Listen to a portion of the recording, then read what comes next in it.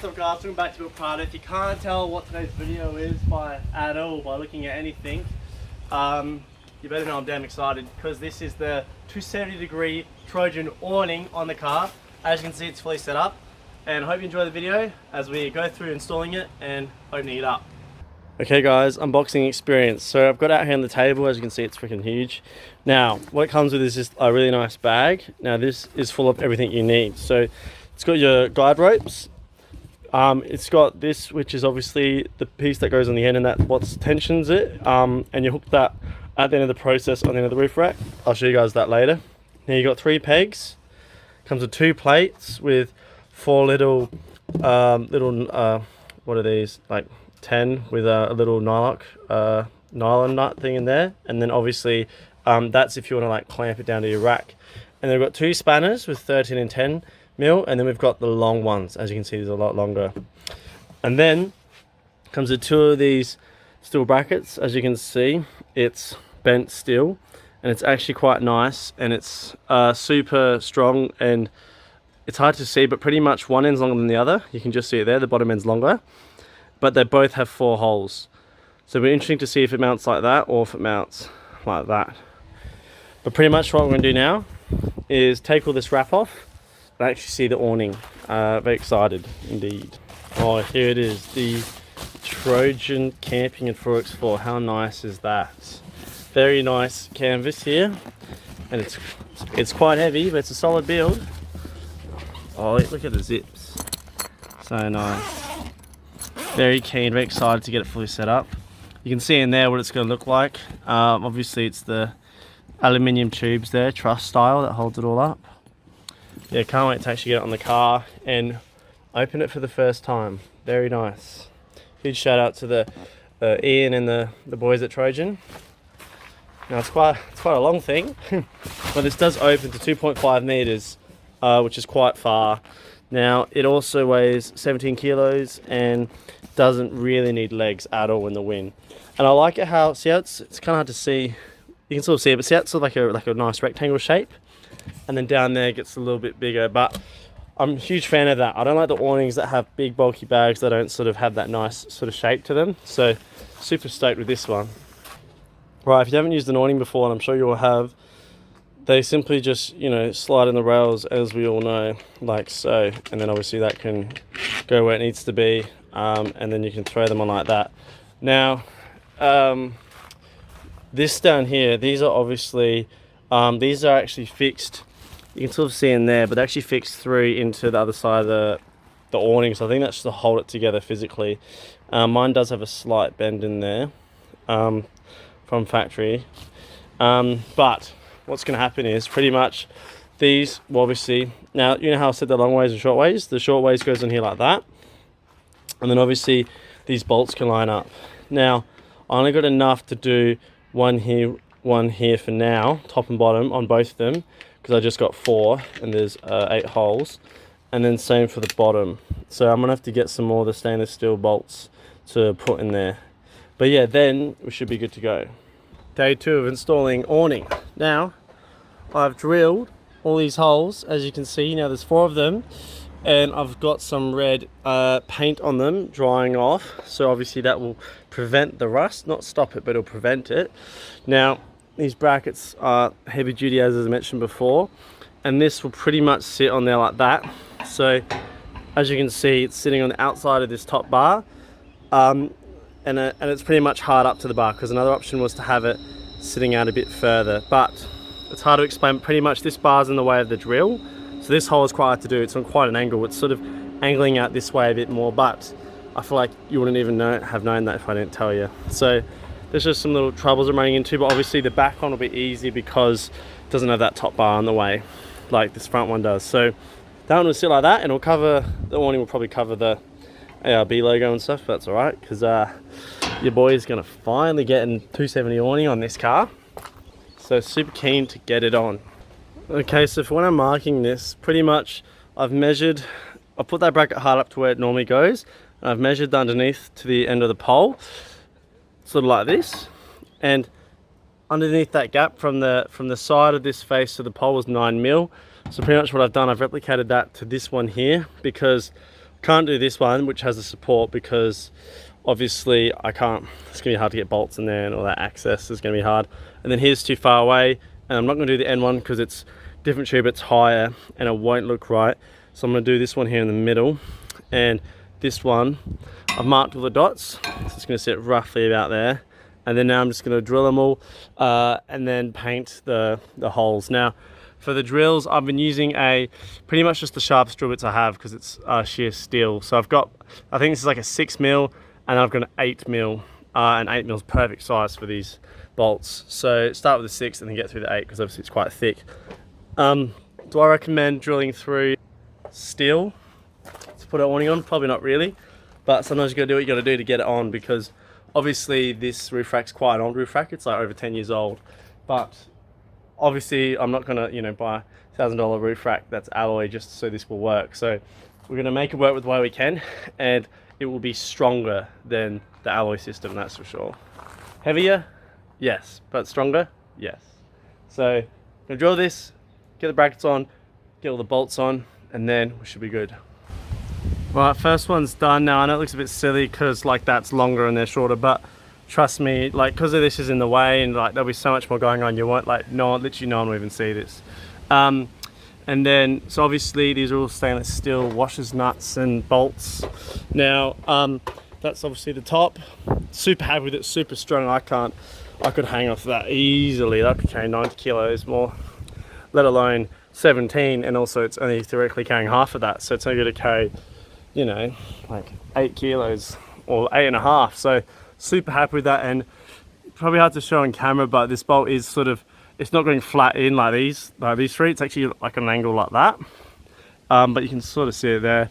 And the only thing that's a little bit sus is you see in that gap there. So obviously this tube's higher than that tube, so that's why the screw, like these two are different heights, but that's just what it is. But like I said before, that's going nowhere, so I'll just do the other one now.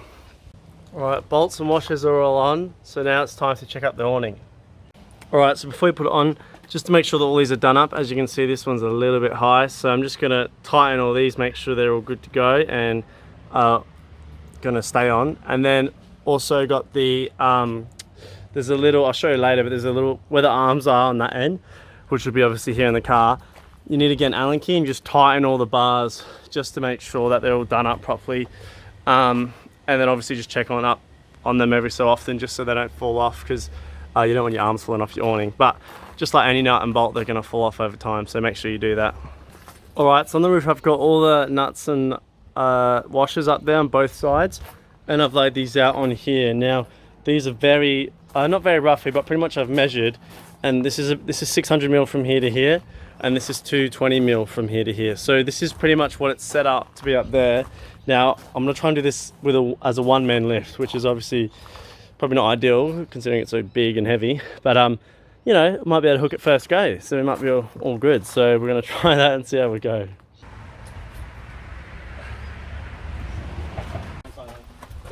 Yeah. Yeah. Do you want your wrist on that ladder? Yeah, no, yes. Now, the ladder should be good. Now if you get one from another. I want to go back to my ladder, please. Good job, good job. Alright, so pretty self-explanatory. As you can see, we've got 4 washers, 4 bolts. They're all on there. So what they do tell you to do for factory is, you see these 4 bolts here.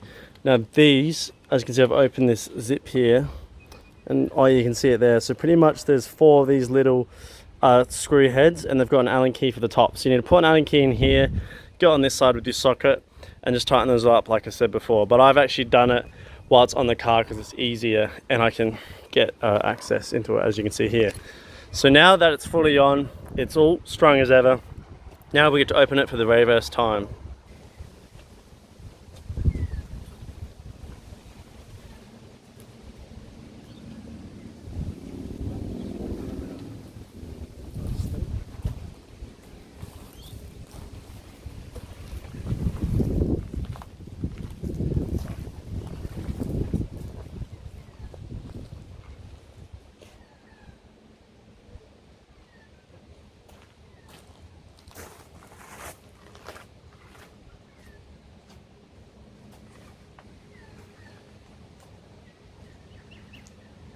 Now this is pretty cool.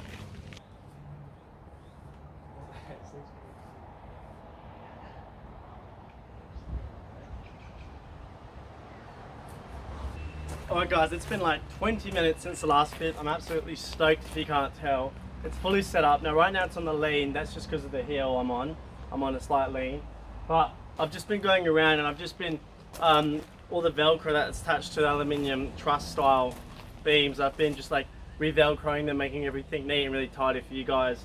So I'll get you off the camera and I'll run you through the awning real quick. And yeah, I'm super stoked with it. And it's actually, it's not, of course it stopped now, but it was heaps windy before.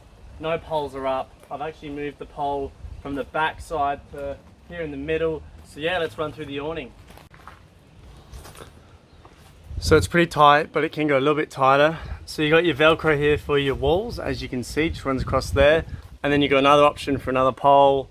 And then this one I have put the pole in. And then you got another option for a pole.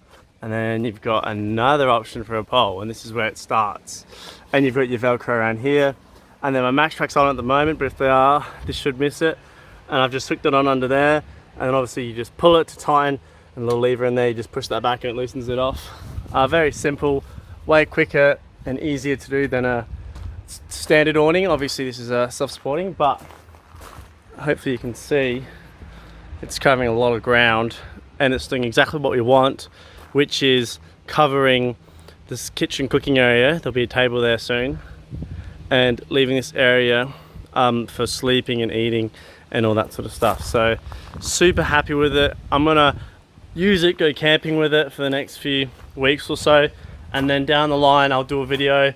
It'll be a review, maybe like a 1 month review of the Trojan awning, honest review, and then yeah, maybe you guys can grab one for yourself if you're super interested in it.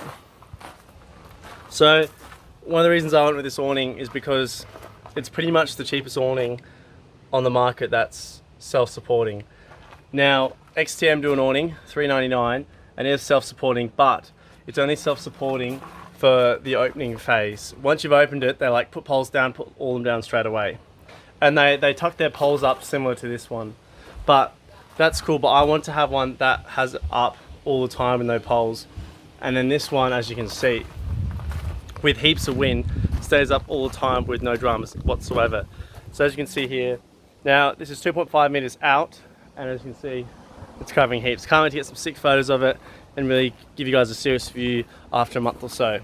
So if you're in the market for an awning, $270 freestanding, and you don't want to spend, you know, $1,000 plus, this is your awning. This was, these are retailed for $940. So not too bad. Reasonable price if you ask me, because there is the 30-second awning on Instagram. If you look them up, theirs is about 1100, 1200. So and then you've got obviously Bushwhacker, theirs are like 1250, and so on and so on. So if you're in Adelaide, you're near St. Mary's, go check Trojan out. They hooked me up, thanks to Ian and the guys at Trojan, and really love it. Can't wait to use it and show you guys what I think of it after a month. So alright guys, there's a few things I want to say. One of them is, why did I go for this sort of hexagon style, if you will, which is when, as you saw, it comes out in one fold, but it doesn't quite cover the front half of the car. Because Dart should do one that's about $1,100, and it's sort of like, it's a square in the main part, and then you get an extra little triangle that goes to the front bull bar, and then you also get this as well. Now there's a few reasons why I didn't go for it, and there's also another awning, and it's hard to explain, but pretty much it does the same thing, but at this point here, it's just a triangle. It's sort of hard to explain, but it goes flat and it goes into a triangle, whereas this has a bit more room because it's not a triangle. And also, I've got heaps of reasons for that one as well. So the reason I didn't go for that one was because you lose heaps of space, and I think this is getting a bit like on looks, but I think it looks a bit silly having a triangle. It just doesn't look right, and you lose too much space.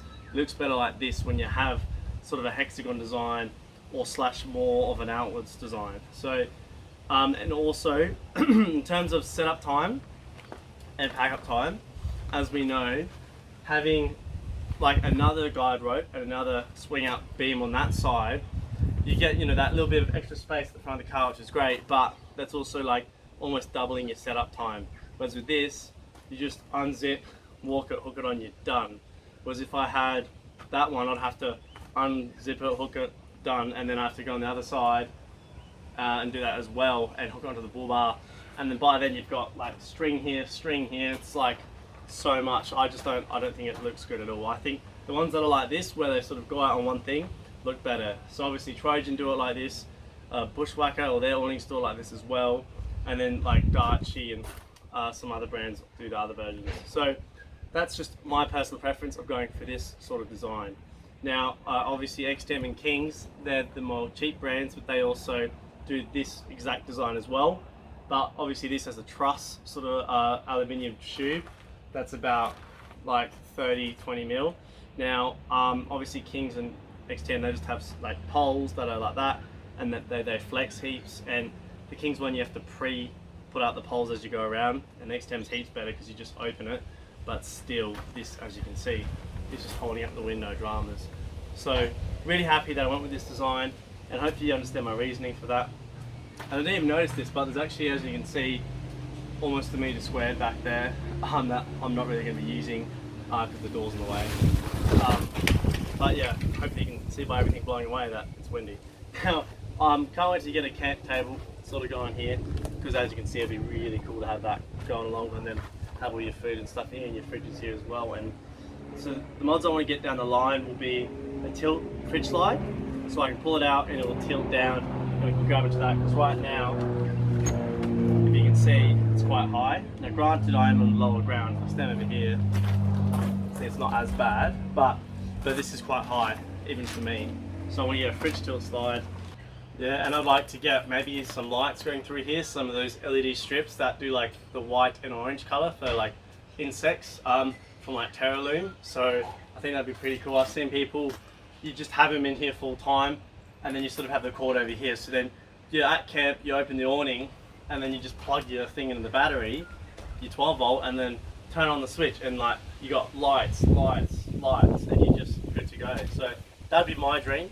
It's not even expensive. I just would like to have that set up, or have it that you have little lights on here in the rack. So then, if not the awning set up, you still got the lights, which I think is also probably a better thing to do. But that's the awning fully set up. I'm super happy with it, and I can't wait to go camping with it and actually use it properly. Alright guys, thanks for watching the video. Hopefully you can tell I'm excited. I can't wait to crack into a few camps for this and get hands-on with how it works and really get familiar with it, and also get some lights on it. So huge shout out to Trojan. Thank you for you guys, and hope you enjoyed the video. Any questions in the comments, I'll answer all of them if I possibly can, and hopefully you guys will look at this and go, it is the cheapest one on the market that is self-standing, and hopefully, as you can see, good quality. So can't wait for you guys to hopefully pick one up yourself. And yeah, thanks for watching, and till the 1 month review of this bad boy, I'll see you guys next time at Builtprado.